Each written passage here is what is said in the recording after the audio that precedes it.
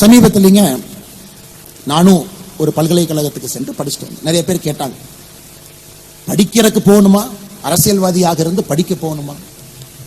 எல்லாரும் படிச்சாங்களா? அரசியல் தலைவர்கள் எல்லாம் படிச்சாங்களா? இல்ல தமிழகத்தில் இருக்கக்கூடிய பெரும் மேதை கர்மவீரர் காமராஜர் ஐயா படிச்சாங்களா? ஒரு எதிர்க்கட்சி நண்பர் என்கிட்ட குற்றச்சாட்டு வச்சார் பத்திரிகை மூலமா. நான் சொன்னேன், அண்ணா நான் காமராஜர் ஐயா இல்லைங்கன்னா ஒரு கால் செருப்பில் இருக்கக்கூடிய அழுக்குக்கு பக்கத்தில் இருக்கக்கூடிய ஒரு ஆள் நான். ஆனால் அவர் படிக்காம இருந்திருக்கலாம், பட் நான் போய் படிச்சுட்டு வர்றேங்க ஐயான்னு. சமீபத்தில் அங்க இருக்கும் பொழுது ஒன்றை பார்த்தங்க. ஒரு பேப்பர், ஒரு ஆட்.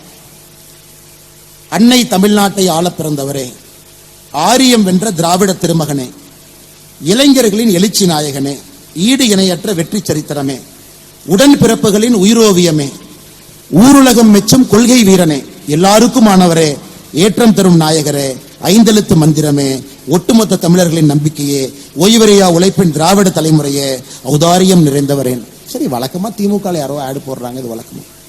யாரப்ப அந்த ஆடு கொடுத்தான்னு பார்த்தா அண்ணன் பிடிஆர் பழனிவேல் தியாகராஜன். அப்புறம் நான் கேட்டேன், இதுக்கு தான் அமெரிக்கால படிக்க போனீங்களா? இன்னைக்கு என்ன ஆயிருக்குனாங்க, சில அரசியல் அறிவாளிகளை கூட அடிமைவாதிகளாக மாற்றக்கூடிய அரசியல் இருக்கும்போது, நல்லா நான் வச்சுக்கணும், அறிவாளிகள் கூட அடிமையாக இருந்தால் மட்டும்தான் இங்கே அரசியல் செய்ய முடியும் என்கின்ற நிலைமை இன்னைக்கு தமிழ்நாட்டில் வந்துருச்சு. அண்ணன் பிடிஆர் அவள் நான் குறைய சொல்லுங்க, மெத்த படித்தவர், பெரும் நிறுவனத்தில் பணி செஞ்சவர், கண்டிப்பாக தமிழகத்தினுடைய பினான்ஸ் மினிஸ்டர் இருந்தாங்க, ஐடி மினிஸ்டர் இருந்தாங்க, எந்த குறையும் சொல்லுங்க. எக்ஸ்ட்ரீம்லி ஒரு காம்பிட்டன்ட் ஒரு ஹியூமன் பீயிங். அச்சீவ்மெண்ட் நிறைய இருக்கு, குடும்பம் அது போன்ற, அப்பா அந்த மாதிரி. இன்னைக்கு உண்மையை சொல்ல வேண்டும் என்றால் பிடிஆர் பழனிவேல் தியாகராஜன் அவர்கள் சொந்த தொகுதியில பணம் கொடுக்காம ஜெயிக்கிறார். அது உண்மை, அது பாராட்டு, அவரை பாராட்டு. மாற்று கட்சியாக இருந்தாலும், மாற்று சித்தாந்தம் இருந்தாலும் கூட பணம் கொடுக்காம ஒரு மனுஷன் எலெக்ஷன் ஜெயிச்சுட்டு வர்றாருன்னா பிடிஆர் ஜெயிக்கிறார். அதெல்லாம் அந்த பிளஸ் மார்க்லாம் நம்ம போட்டுடலாம். ஆனா மைனஸ் மார்க் பாருங்க, அவரையும் இது போன்ற எழுத வைத்திருக்கிறார். அவரையும் இது போன்ற, அவருக்கும் உதயநிதி ஸ்டாலினுக்கும் தராஸ்தட்டில் உட்கார வச்சு கம்பேர் பண்ண. அதனால் தயவு செய்து இதை நான் ஒரு அரசியல் மேடையாக நான் பயன்படுத்துறேன்னு தவறா நினைச்சுக்காதீங்க. உள்ள இருக்கக்கூடிய உந்துதலை சொல்லுகின்றேன். ஒரு இளைஞன் இங்க இருக்கிறாங்க, வெளியே நிக்கிறாங்க. ஒரு நடுத்தர குடும்பத்தில், விவசாய குடும்பத்தில் அந்த இளைஞன் பிறந்திருக்கின்றான், சகோதரன் சகோதரி. அரசியலுக்கு வர வேண்டும் என்கின்ற ஆசை அந்த குழந்தைக்கு இருக்குன்னா, அமெரிக்கா, இங்கிலாந்துலாம் 2 ரூட்டுங்க. படிச்சு மேல போய் உன்னை சாதிச்சு அரசியலுக்கு வரலாம். 90% அந்த ரூட்ல தான் வருவாங்க. 90% பெர்ஃபார்மன்ஸ் பாலிடிக்ஸ் படிப்பாங்க, ஒரு வேலை பார்ப்பாங்க, பேர் வாங்குவாங்க. ஒரு காலகட்டத்திற்கு பிறகு அரசியலுக்கு வர வேண்டும், மக்களுக்கு சேவை செய்யணும், இந்த ரூட். ஆனா தமிழ்நாட்டில் பார்த்தீங்கன்னா இந்த ரூட் பொய் என்பதை நாம் தொடர்ந்து ஊர்ஜிதம் செய்து கொண்டிருக்கின்றோம்.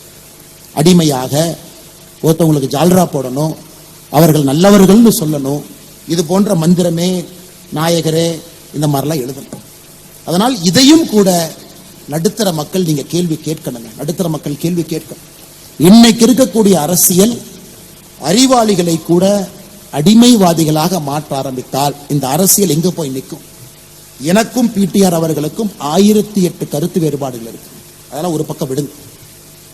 1008 கருத்து வேறுபாடுகள் இருந்தாலும் அவருடைய சித்தாந்தத்தில் அவர் உட்கார்ந்துருக்கார். இன்னைக்கு ஒரு அரசியல் கட்சிக்குள்ள புது எனர்ஜி வேணும்னு நீங்க நினைச்சீங்கன்னா இது போன்ற மனிதர்கள் மட்டும்தான் ஒரு புது எனர்ஜியை கொடுக்கும். இன்னைக்கு அவங்க நிலைமை, அடுத்து உதயநிதி ஸ்டாலின் அவர்கள் வர வேண்டும் என்றால் நாம் வர வேண்டும் என்பதற்காக எப்படியெல்லாம் மாறிட்டாங்க. சில எடுத்துக்காட்டுகளை சொல்ல வேண்டிய கட்டாயம். அதனால்தான் அண்ணன் பிடிஆர் அவர்களை பேரையும் பயன்படுத்தினுங்க, இதையும் காமிச்சேன். இல்லைன்னா அண்ணன் மார்க்கெட்டிங் பண்ணி 2வது முறையும் காட்டுறாருன்னு நினைக்காதீங்க. இருந்தும் எனக்கு இது மனதில் அது பட்டுச்சு, அது உங்களிடம் சொல்ல வேண்டும் என்பது என்னுடைய ஆசையாக கூட இருந்துச்சு.